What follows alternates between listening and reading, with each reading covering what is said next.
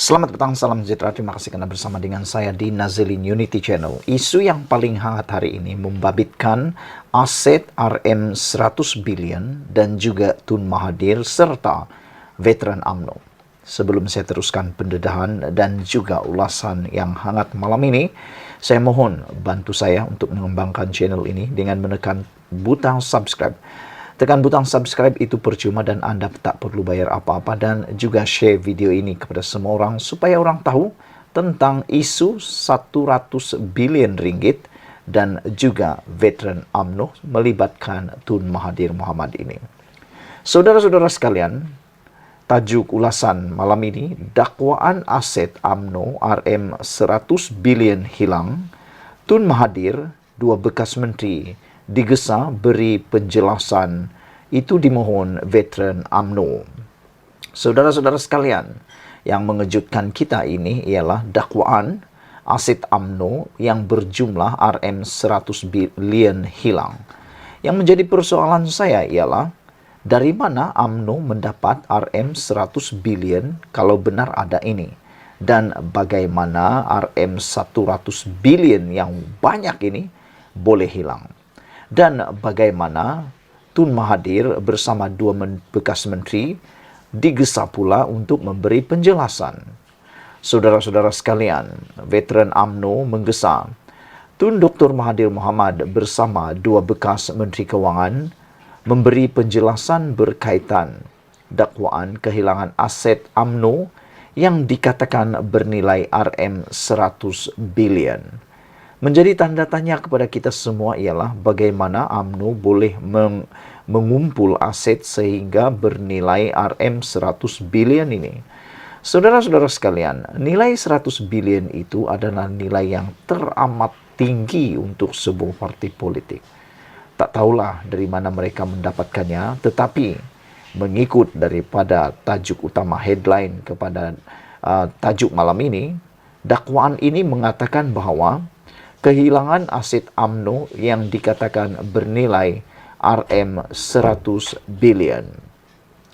Penjelasan bekas Perdana Menteri yang juga bekas Presiden UMNO itu bersama Tun Daim Zainuddin yang juga bekas Bendahari Parti, selain Tan Sri Nur Mohamed Yaakob, menurut veteran UMNO perlu kerana rakyat khususnya ahli parti itu berhak tahu cerita sebenar. Menerusi satu kenyataan Setiausaha Agung veteran UMNO Datuk Mustafa Yaakob, beliau berkata dakwaan itu adalah sesuatu yang serius dan melibatkan dana besar serta membabitkan kepentingan awam. Saya kira orang ramai khususnya ahli UMNO perlu diberikan penjelasan oleh tiga bekas pemimpin ini. Bagi saya, ini sesuatu yang serius dan melibatkan dana yang besar, membabitkan kepentingan awam, apatah lagi jumlahnya begitu besar. Mustafa merujuk dakwaan pengendali laman blog Malaysia Today, Raja Petra Kamarudin.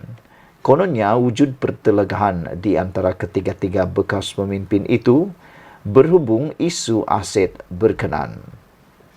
Sudah pasti dakwaan Raja Petra ini sesuatu yang serius, sekaligus memerlukan penjelasan tiga bekas pemimpin UMNO ini.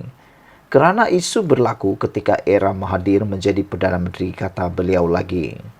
Dr. Mahathir menjadi Perdana Menteri keempat dan paling lama berkhidmat bermula 16 Julai 1981 sehingga 31 Oktober 2003. Bagaimanapun pada 2016, beliau muncul kembali berpolitik apabila menubuhkan Parti Bersatu untuk menandingi Barisan Nasional BN. Pada 2018, dalam satu kejutan politik, Bersatu bersama parti-parti sekutunya melalui gabungan Pakatan Harapan PH memenangi pilihan raya umum ke-14 dan pada usia 93 tahun, Dr. Mahathir kembali menerajui negara sebagai Perdana Menteri ke-7. Daim pula menjadi Bendahari Agung UMNO antara tahun 1984 hingga 1999 dan juga Bendahari Barisan Nasional. Beliau dilantik sebagai Menteri Keuangan pada Julai 1984 oleh Dr. Mahathir sebelum melepaskan jawatan itu pada 15 Mac 1991. Pada 1998, Daim kembali sebagai Menteri Tugas-Tugas Khas bagi menangani krisis ekonomi negara yang semakin memuncak. Pada Januari 1999, beliau dilantik semula sebagai Menteri Keuangan selepas penyandang jawatan Datuk Seri Anwar Ibrahim dipecat daripada kabinet.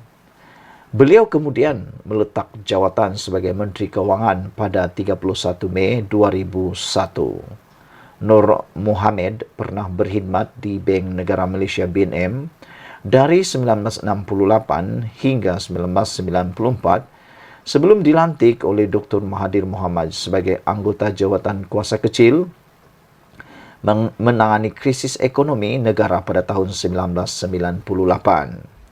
Pada 15 Mei 2000, beliau dilantik sebagai penasihat khas ekonomi kepada Perdana Menteri dan 2 tahun kemudian dilantik sebagai pengarah Khazanah Nasional Berhad sebelum menjadi senator dan dilantik menjadi Menteri Keuangan 2 dari tahun 2004 hingga 9 April 2009.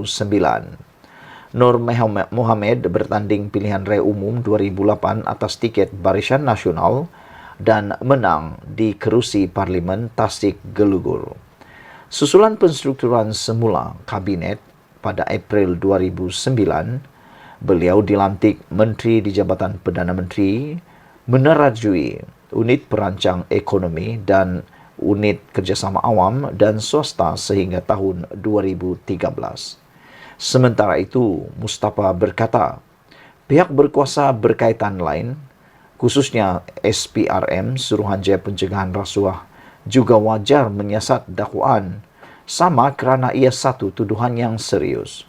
Saya kira ada baiknya jika pihak berkuasa menyiasat dakwaan ini. Jika benar dakwaan ini bukan satu perkara biasa, kerana jumlah atau nilai aset itu begitu banyak, kata beliau lagi. Katanya lagi, isu aset ekonomi, isu aset UMNO pernah dibangkitkan ketika Datuk Seri Najib Razak menjadi Perdana Menteri dan juga Presiden UMNO, namun tiada pembongkaran lanjut dibuat. Cerita kehilangan harta UMNO ini telah menjadi rahsia umum sekian lama. Ahli UMNO ternanti-nanti untuk mendapat jawapannya, kata beliau lagi. Semasa Najib menjadi Presiden UMNO dan Perdana Menteri sebelum ini, ada usaha untuk membongkar rahsia di sebalik kehilangan harta UMNO itu, tetapi Najib tidak bersetuju atas dasar peri kemanusiaan, katanya. Sekian dulu untuk kali ini. Jangan lupa tinggalkan komen Anda, tekan butang subscribe. Kita jumpa lagi. Bye-bye.